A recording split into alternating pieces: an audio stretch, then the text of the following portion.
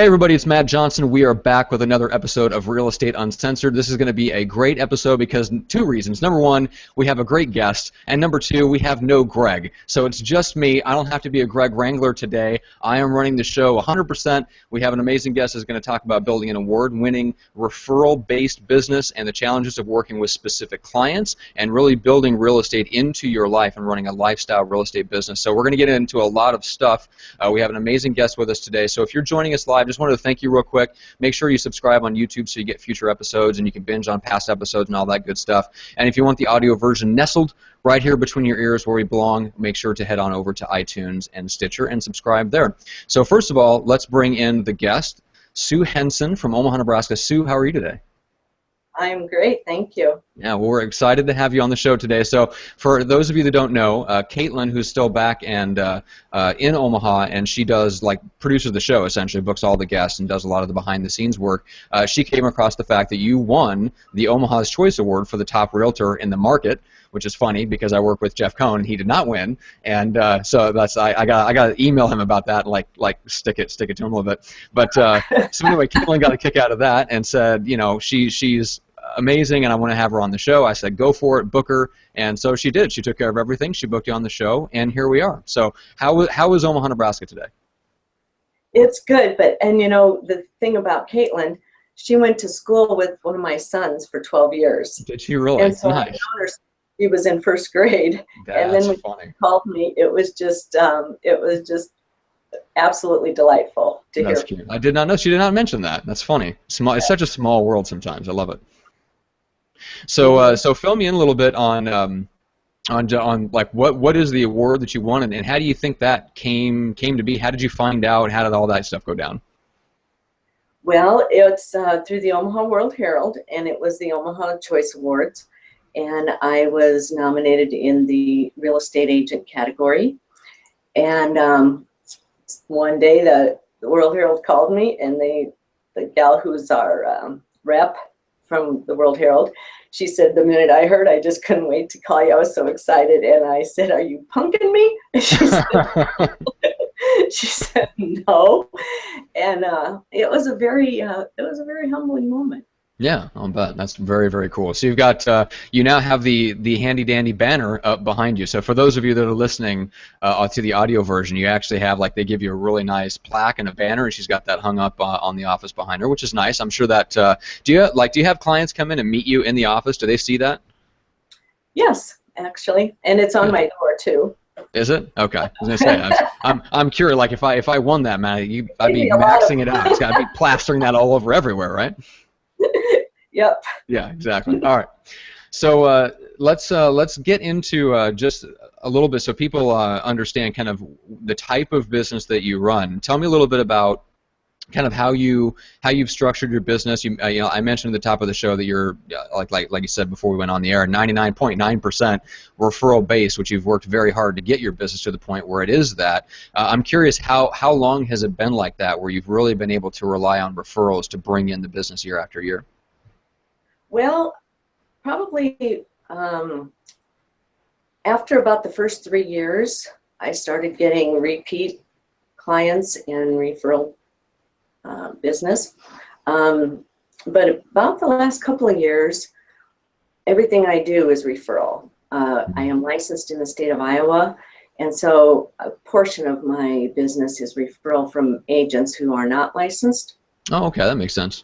In Iowa. Yeah. So that's part of my referral business as well. And then, you know, I just have come to realize that if you treat people with the utmost respect and you just do what you need to do and you're always honest at the end of the day, they're going to respect that, you know, and they're going to come back again. And I have some clients that I've bought and sold 5 houses with. Yeah. So, you know, that to me, that's a testimony in and of itself. Yeah. That they are loyal in that respect, because it's amazing how many times I'll get a listing and I see who sold these people the house when they bought it, and I'm surprised that I stayed in contact with them. Yeah, well, that's a whole other conversation. We deal with that on the show a lot. Just, you know, agents are bad at following up, and that's fine. And you mentioned that you kind of put some things in place like a contact management system to help you, and we all need that because we're forgetful. I think a lot of agents count on their memory, and that's not a good idea. Or they just don't plan on following up. They don't make any. They don't set aside the time to set something up to follow up with people, and so a lot of people fall through the cracks. But there was something that you mentioned there that I'd like to go deeper on if we can. You mentioned being honest, which it sounds like an easy thing to do, but when you're in the middle of a transaction and maybe you didn't proactively follow up on, so you didn't like check on something proactively, or maybe you made a genuine mistake, it's very difficult to really own up to it. I think there's a lot of people out there that that struggle with that, and maybe try to figure out a way to massage the truth a little bit and blame, maybe point out, it was the title, it was the lender's office, the loan officer's office, and all this stuff. And how do you translate that honesty into real life when you know you've done something that either you didn't follow up on when you could have, or you made a genuine mistake? How do you fess up to your client so that you maintain that honesty and that transparency with them so they continue to trust you? Well, first of all, you never do that through email or a phone call. Anytime there's something that has to be dealt with that's very difficult, it has to be dealt with in person. Okay.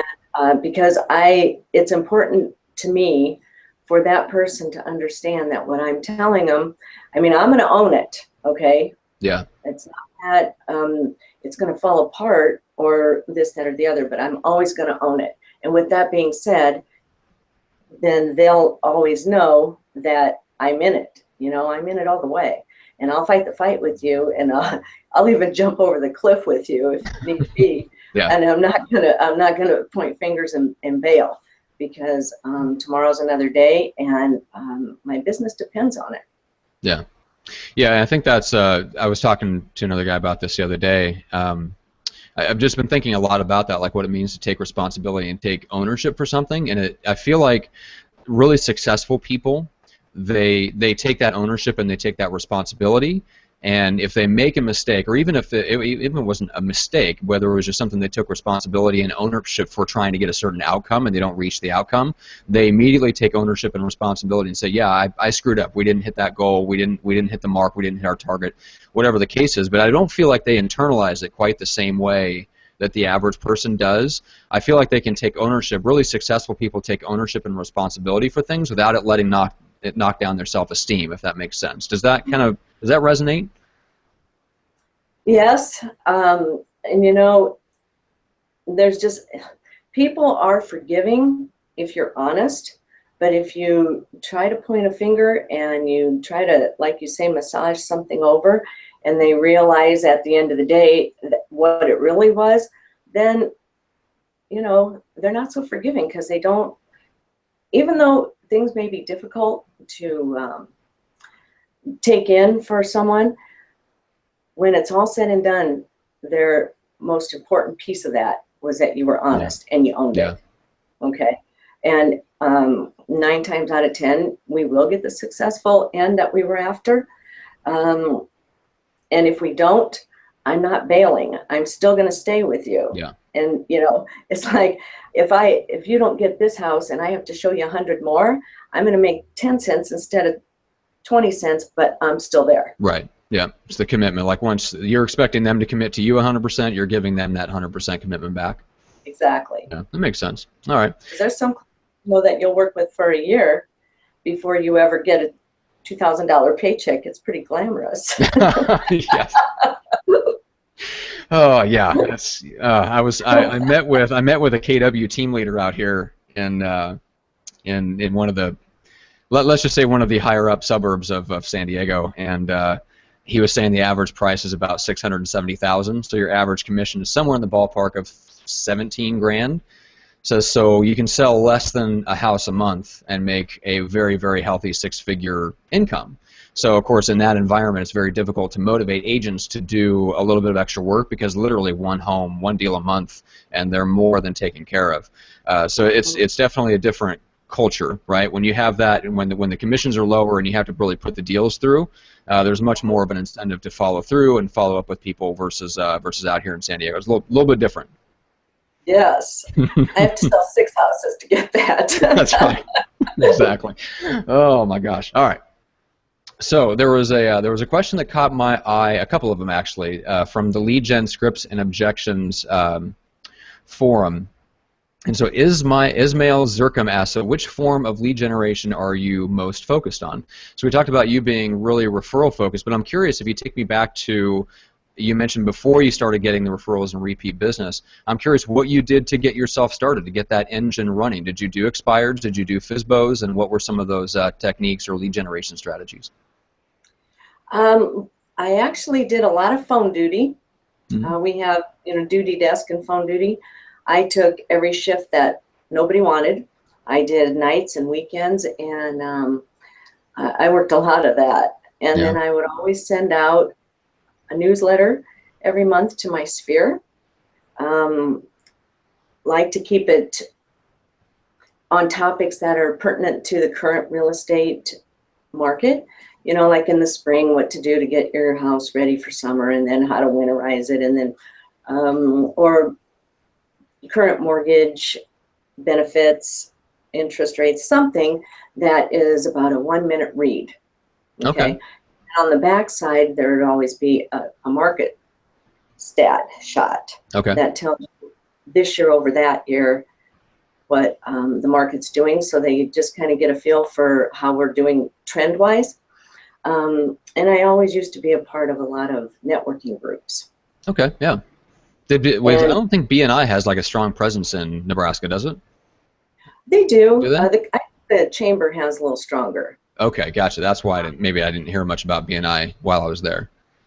Yeah, but after a while, then I even got to where I figured if I focused on my sphere, and say, for instance, I went to one of these groups once a week and had to buy a $20 lunch or whatever it was.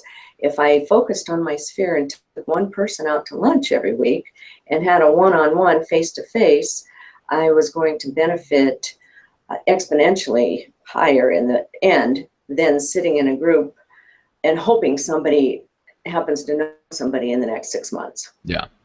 Yeah, so you shifted focus from the groups to your sphere and actually getting them to come out to something with you. So did you call people up and just invite them out? Was there any specific thing that you did that worked really well?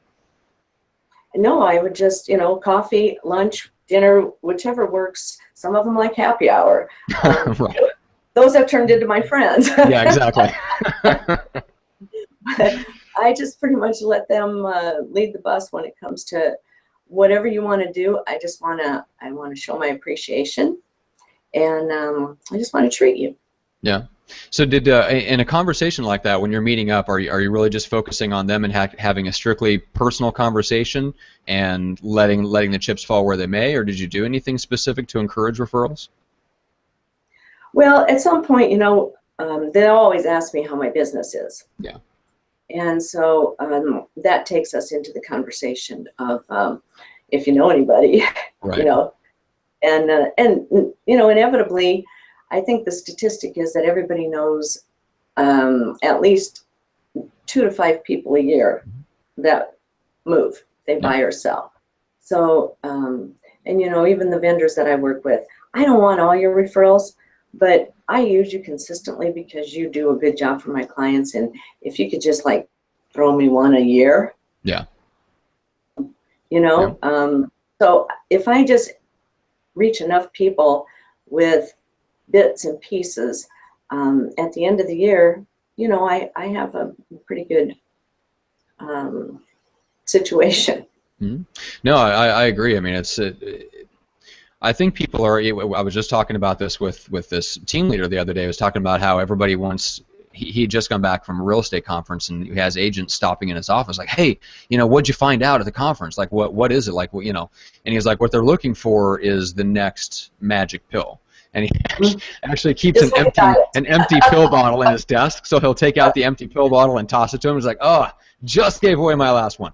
A great little bit if you manage agents, but yeah. So he was talking about just the fact that agents are always looking for that magic pill, and it's the same way in the circles that I run in, where the agents are very focused on scalable lead generation and marketing and all that stuff. And all that stuff is great. It's fine. I love that. But at the end of the day, it's still about developing real relationships with people. And a lot of times, all the marketing and all the lead generation stuff, it really is just to get someone's attention, and then to give them a way to kind of interact with you or consume your content so that they start to build that relationship with you. But at some point, you have to get on the phone, you have to meet up in person, and you have to actually build a real relationship with people. And I think that's where a lot of agents stumble, is that part right there. You have the agents that focus exclusively on relationships and they don't do anything else, or you have the agents that want to hide behind Facebook and writing some blogs and things like that, and they never get out there and meet anyone. So it's that. I feel like it's the balance of the two that will make you the most successful, right? It is the balance of the two. And you know, you were saying about our business being relational. Someone said to me not too long ago, everything you need to know in real estate you learned when you were in kindergarten. You know, be courteous, cool. your manners, don't hit, clean up your mess, take care of business, you know. And when you think about it, it is very, very simple. But a lot of people just try to make it very complex. And it's, you always have to treat people like you would want them to treat you if you were on the other side. And to best serve our clients, we just can never stop learning. We always have to stay with what's current in the market, whether it be title, mortgage, real estate, you know, houses, trends. We just have to make sure that we keep ourselves educated so we can keep them educated. Yeah. So when they make that decision, they're making it based off their own knowledge and not mine. Right. Yep. Yeah, it's we've talked about on the show before. You never want to have to push somebody into a deal, because then as soon as something goes wrong, it's and it is all your fault essentially, especially in their mind. If they feel like they've been, you know, pushed into something or making a move before they're ready, or just the type of move that you recommended versus something that they wanted to do, it puts a lot of pressure on the transaction to go perfectly. Otherwise, they're immediately going to be more upset than they would be otherwise if they just came to you and said, "Hey, I want to buy a house." But there was something that I wanted to get into a little bit deeper, but I want to mention a couple of things first. So number one, for anybody that's watching, if you want Greg's favorite scripts, if you go to gregsfavoritescripts.com, you can get all of his scripts for like lead follow-up and lead generation, circle prospecting, all that good stuff, along with videos that actually show you this great, like he actually goes through the scripting and phrasing and tonality and all that stuff. So that's at gregsfavoritescripts.com. And then speaking of like all the marketing, like how to combine all the marketing stuff and the lead generation with the actual highly personal meetups and phone calls and events and all that stuff, just go to farmlikegreg.com and you can check out the whole video training course that me and Greg put together a while back that goes super, super deep, like way deeper than we can go on the podcast, into exactly how to farm, how to build up your demographic or psychographic farm, how to lead generate, you know, cold, warm, hot, outbound, inbound, all that good stuff. So it's all there, farmlikegreg.com. But so I want to go back into like the referrals, and I'm curious, so you mentioned like taking a person once a week out to lunch. Is there anything else that you do? Are you running like a specific, like either client appreciation events, or do you do like quarterly meetups with a certain group of clients and try to get people kind of together in a group of people or loosely based around you? Doing anything like that? No. It's all one-on-one? Yep. Yeah. Okay. Yep. Very cool. A lot of my clients are older. Are they? And so when I meet with them, it's a complete different dynamic than when you're meeting with someone who, say, is 25 and they're a first-time homeowner. And I'm actually I do attend their events when they have their housewarming parties and they have different parties and they invite me. I like to always attend those. Yeah. Out of respect and just to keep front of mind awareness with those people too. I'm going to one on Sunday actually. Are you really? Now, what do you like to give away for closing gifts? Well, every buyer, I have their locks redone for them as a gift, and it's amazing to me the number of people that don't think about that. It's like, do you know how many neighbors and relatives have keys to your house? Let's get this buttoned up for you. I don't worry about it because I have a lovely, like he's like a schnauzer-sized mutt, so I'm perfectly safe with other people having keys to my house because I have an amazing guard dog who's about 15 whole pounds. So I'm good. All right, so that's for buyers. What's the closing gift for sellers? Well, you know, it just depends. It's always got to be unique to who they are. Yeah. I don't, it truly, truly varies. And Was it there anything varies else a that really lot. stuck out? Like, is there a closing gift you remember giving somebody that stuck out because of the impact it made? Anything that you do for someone that includes like a picture of themselves, and you frame it or put it on a canvas or something about, or make a book of memories if they're a seller, and they've been in this house a long time and it meant a lot and they raised their children type of thing, and you make like a book of memories for them, to take with them after the closing. That really has a terrific impact. I'll bet. I've never heard anybody else say that before, but I like that idea a lot. I bet that does make a big, big emotional impact. I know that would be if I was moving out of a home where I raised kids or grew up with my parents or something like that. If somebody had given us that, yeah, we'd still have it. We'd still pull it out every couple years. Yeah, Exactly. it's amazing. When I I'm love that. working with, and you are working with loved ones that are selling the property, you already know when you start, at some point you're going to sit there and cry with them. Really? That's all there is to it, Yeah. because it's an emotional situation, and the closer you get toward the end, the closer it becomes real, and it's closure. And you have to be present for that. Yeah. And you have to be present. You can't just be sitting there. You Yeah, have yeah. to feel their pain, because it's very difficult for them. Yeah, I think I don't think there's a lot of them in real estate, but there are, like, if you follow the disc profile, there's some people that are in it for the business, and they're high D, low I. They're low interactive. They're not people. And a lot of times they end up being exclusive listing agents for that exact reason. They want to go in, they want to list the home, and they want to go back to the office and prospect and find another home to list. Yeah, if that's you, like, real estate can be really, really good because it's less work. Yeah, I think those people struggle a lot with that exact situation, like getting into a situation where the client is relying on you to be at the very least emotionally available, to at least comfort them or just be sympathetic and stuff like that, and that person is going, oh my God, get me out of here, like, this is not what I bargained for. Stop crying.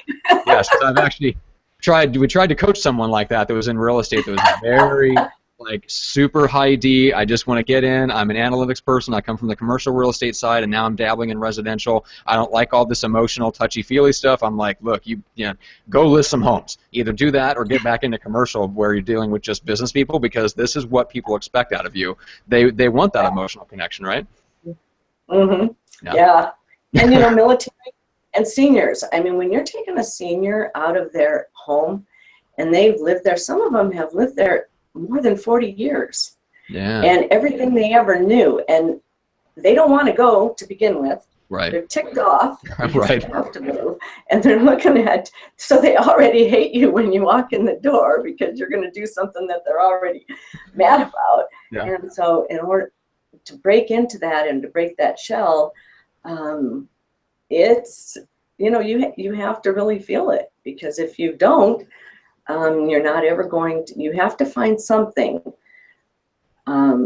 in the house or throughout the process that you can connect with everybody with. You have to have a connection of some sort. And with seniors, a lot of times that's very difficult, because all they know is that someone's selling their home and they're getting rid of all their things and they're moving them someplace where they don't want to go. Yeah. And so a lot of times when I sell houses like that, those are the ones that I like to keep in touch with after the fact, to go visit them and to let them know that just because you left your home doesn't mean nobody is going to go with you. Yeah. You know what I mean? Yeah. And sometimes the family stays very active, and other times their families are hit and miss. Yeah. That's no fun. I feel bad for them. That's not a good situation to be in, So when you try to connect with a senior who's in that situation, like, what are some of the things that you're looking for as potential points of connection? I don't know if there's something specific. It's just you have to listen. If I listen in every situation, I learn more than anything else I could ever do in research, or, you know what I'm saying? None of my experience takes me as far as being able to be a good listener to every situation. Yeah, and I'm sure just the act of that, it helps build that connection. But then you're looking for something in the words that they say, or a memory, or something that you can connect with them on to kind of build that rapport. I think it's awesome that you go back and visit them afterwards. You know, when most agents would have looked like the Roadrunner running away from Wile E. Coyote, and they'd never be seen or heard from again. But all right, so that's so we covered seniors. Let's talk about you mentioned briefly just working with military folks. What are some of the challenges, and what are the situations that you're seeing with working with military folks? Well, one situation I had just a couple months ago, this couple, they both are in the military, and they bought this house. The powers to be, if you will, told them they were pretty settled for the next 5 years. They were at Offutt, and they bought the house in May, and the following June, they both got orders and had to leave, drop everything, and had to leave everything behind, and we're going to another country.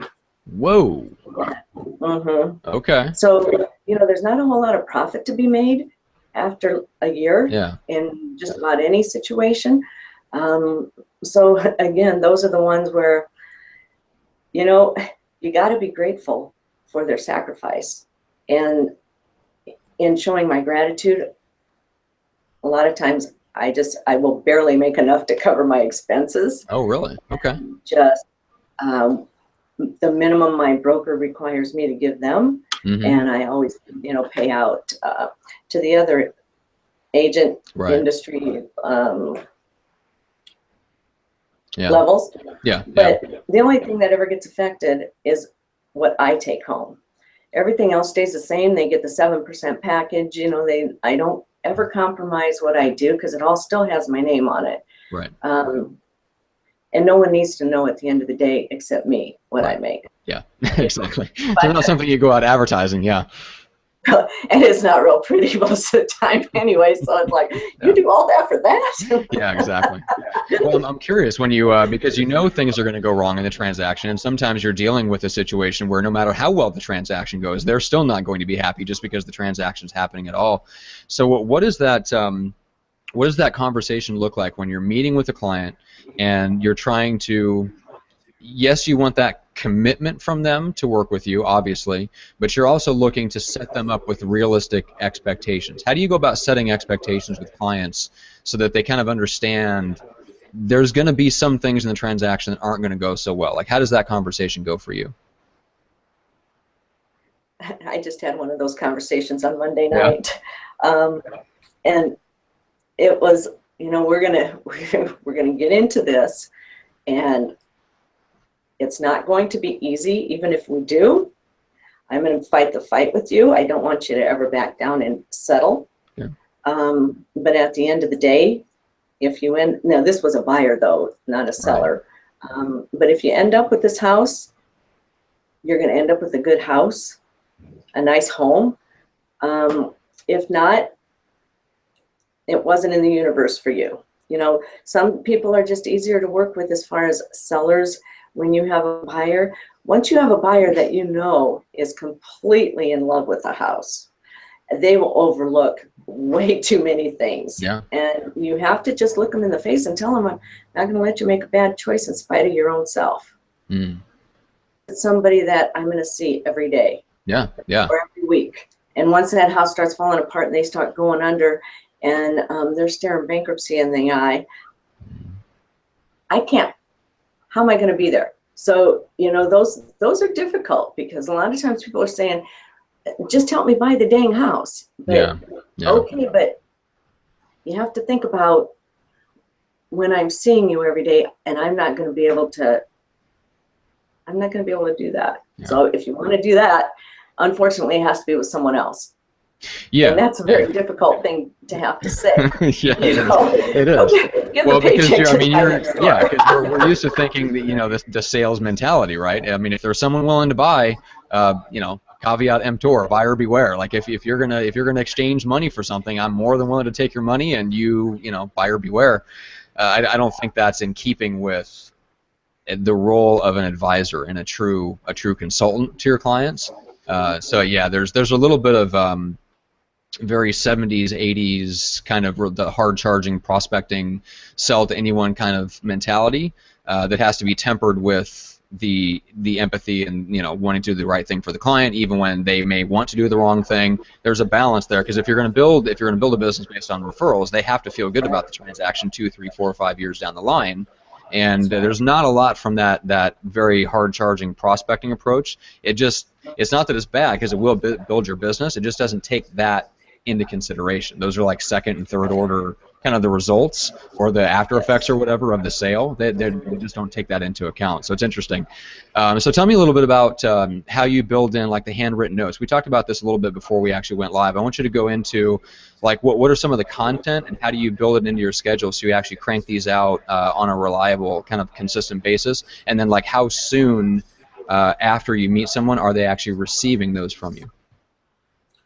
Well, ideally, I will have if I'm going on a listing appointment, for instance, I have the envelope already addressed before I go. Love it.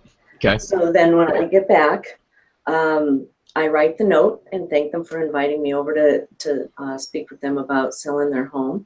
Whether I get the listing or not, I want them to know that I appreciate the opportunity, and it'll go in the mail. If not that day, it goes in the next day. Anybody I come into contact with on a professional level especially, I always will write them a note within a couple of days. When you ask when do I do that, a lot of times it's like at 11 o'clock or midnight at night. It's the social media catch up on email handwriting note time, yeah. But you know, it's one of those things that sometimes they'll sit here and they'll get it kind of stacked up.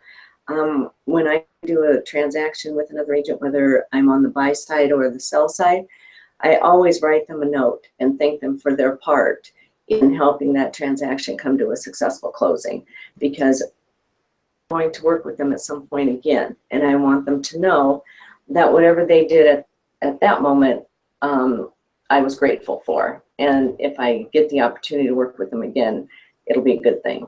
Right. That makes sense. Okay.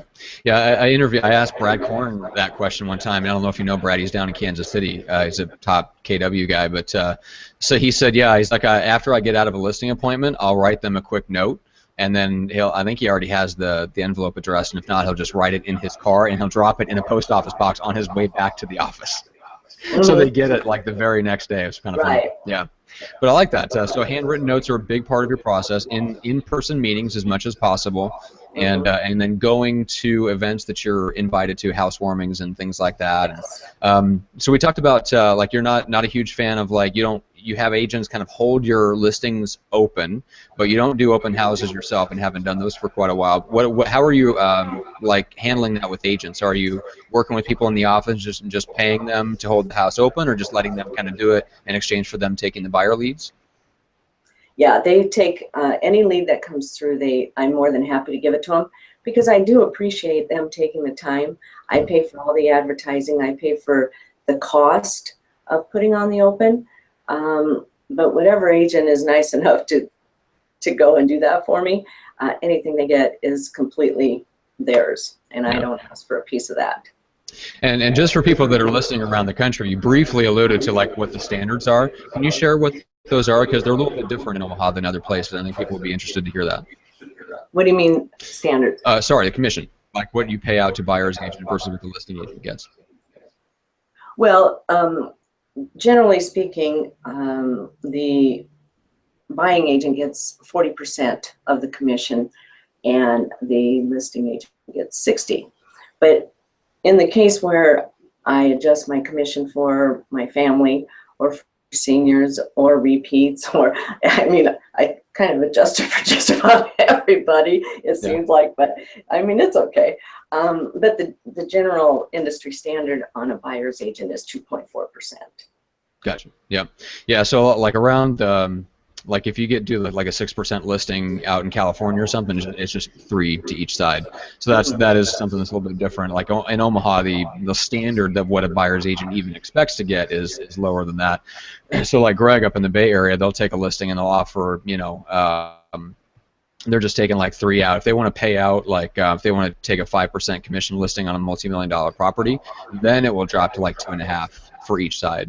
But so usually the only time you have like 2.5 for either side of the transaction. But anyway, so we talked about like referrals. We talked about military and seniors and things like that. Is there any other type of client that comes to you that is a little bit unconventional or takes some extra attention? I don't know if you want to talk about first-time homebuyers. I think would be a great example of that. So what are you doing these days for first-time homebuyers? First-time homebuyers, they're just precious. I love them.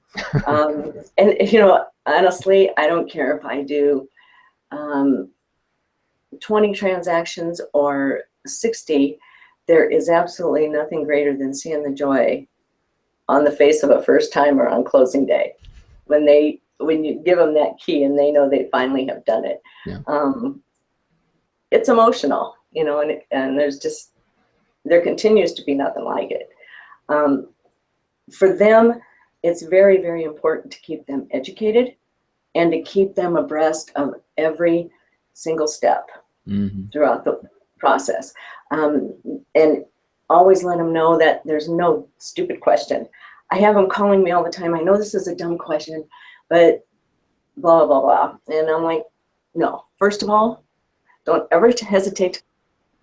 And not one of you is ever going to be dumb. Because if you don't ask, you don't know. Yep. And some things, we know because we do it every day, but how would we expect them to know? Yeah, I like it. Do you have like, especially with first-time home buyers, during that kind of contract to close process, do you have like a schedule where you always keep them updated so that they know kind of when to expect your next communication? I will communicate with them every day. Oh, really?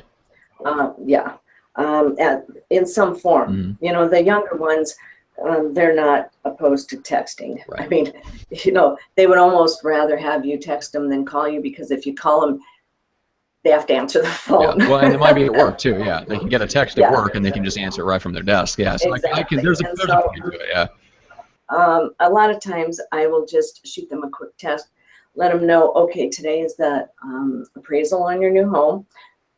After so many days, it'll get back to the lender. Once they have that, they'll contact you, and then we'll go to the next step, this inspection or that inspection, or the title work, or whatever it may be. They need to know on a constant basis what's happening, so that they don't think that something's slipping through the cracks or falling apart and they're not aware. Yeah. Yeah, that makes sense. So a piece of communication every single day, letting them know this is where we're at, and then this is what's coming up. Makes sense. Exactly. Yeah, I like it. Well, cool. So a couple final questions for you before we wrap up. Number one, it sounds to me like maybe no 2 days are alike, but I'm curious, at least how do you start your day? Like what does the first few hours of your workday look like? Are there certain consistent things that you do to either generate more referrals, or just how do you get things started? Well, at the very beginning of my day at 5 a.m., I finally... On the phone, pounding the phones, calling? No. Yes, because then nobody answers and I just leave messages. Well, good point. So, all right, so 5 a.m. No, I go to the gym in the morning and get started. Then I go home, have my breakfast, and get myself ready for the day. When I come to the office in the morning, I look up the notes that I wrote the night before on what needs to be done and what needs to take place, check my emails, and that's when I like to do a lot of my updates as far as like on my listings and on my buyers, and to the title company, to the lender. Let us all get on the same page about where we are in this transaction. We need to always, and see, that's why I can work more efficient by myself if I have a good lender, a good title company, and they're all doing their piece and we all stay on the same page and communication. as long as they all do their piece, I can do my Yeah. piece. Yeah. You know, it's when I have to start doing all their pieces. So as long as we have that Yeah. in going on, it's a good thing. Yeah. And then it, you know, you just have to drop a line every couple days. And is this being taken care of? Does anybody know? Has that been done? And then everybody will chime in, and you know, it's all good. From there, I go on my appointments.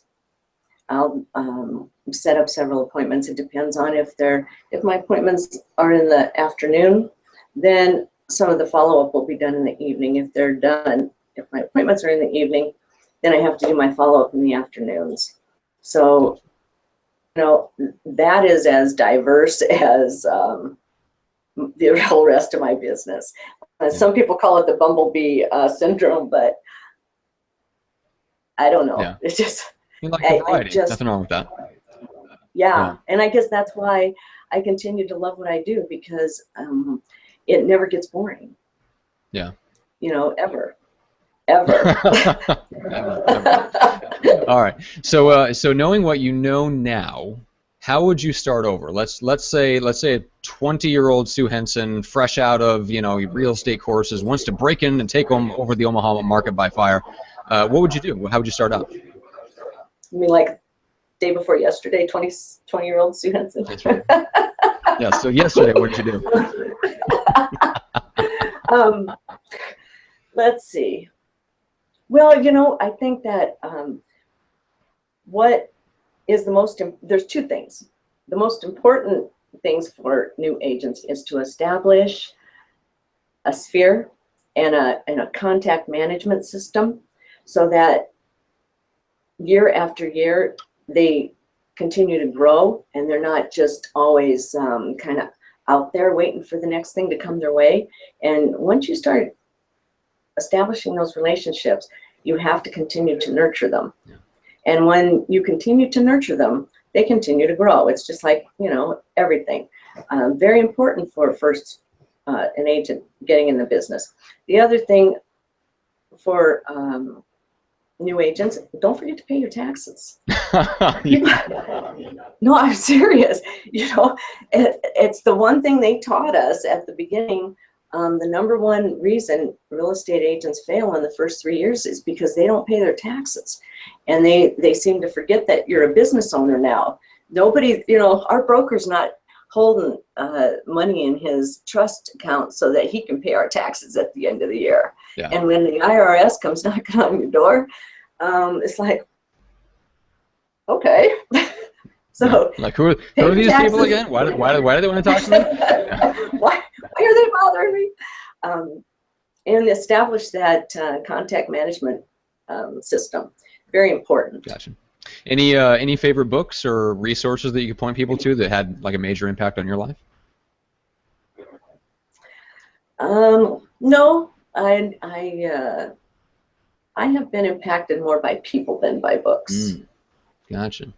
So who had a big impact? Was it a broker, sales trainer, something like that had kind of a major impact on you coming up? Well, Van Deep for sure. Yeah. He was my first broker. Okay. And he, you know, every time I went into one of his classes, I always walked out knowing something, learning something. You know, sometimes he kept the classes very light-hearted, and you know, while you're sitting there, you're thinking, "What is this about?" And then when you leave, you're thinking, I guess I did learn that or this." You know, yeah. And I never stopped going to classes. We have classes here at Nebraska Realty every single month, and if I haven't taken the same class for the last 2 or 3 years, I will take it again, and inevitably I'll learn something new.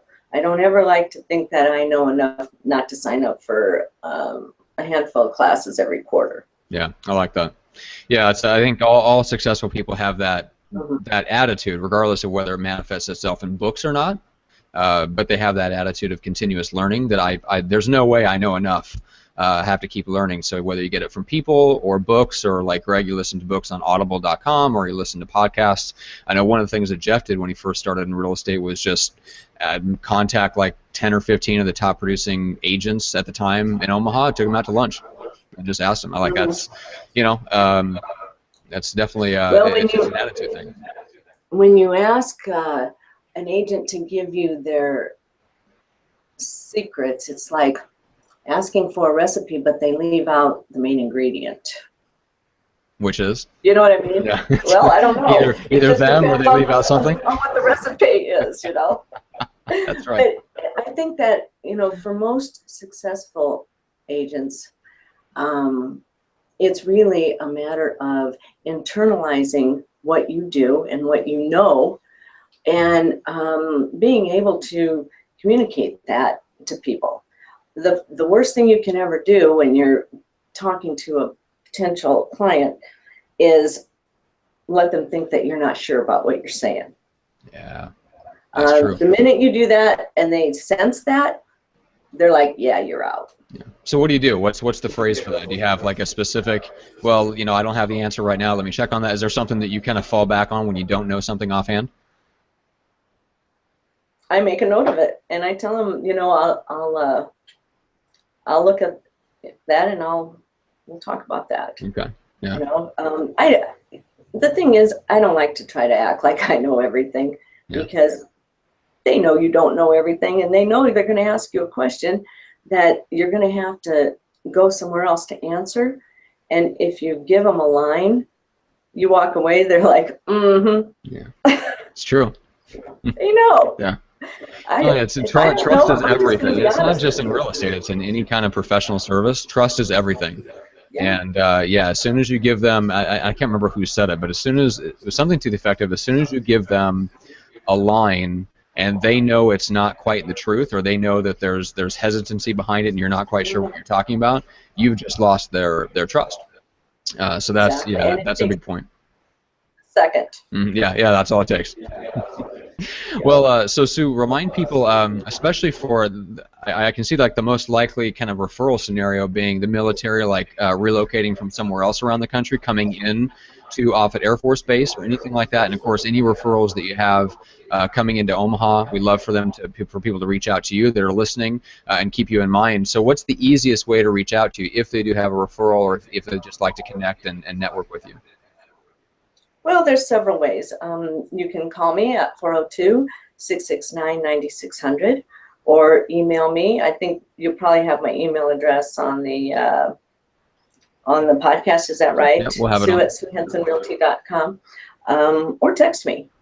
Perfect. Or knock on the door, come in the office and just say hi. That's right.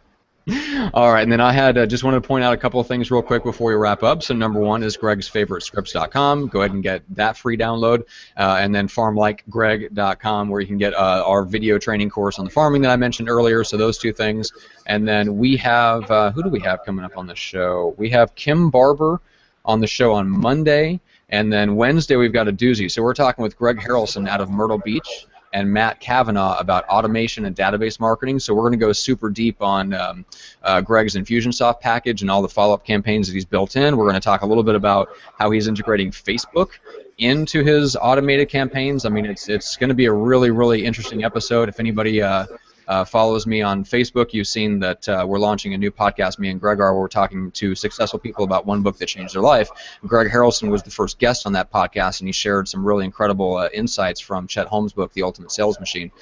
So you can check that out if you go like my Facebook page, which is Pursuing Results. So anyway, guys, go check all that stuff out. We really appreciate you watching. Sue, thank you so much for joining us today. You had some really great stuff to share, and I'm so glad that Caitlin connected us and put the two of us together on the show. Thank you. I like that word, doozy. That's right. Doozy. Yeah, it's going to be a good one. All right, guys. Until then, everyone have a great weekend, and we'll see you all on the show next week.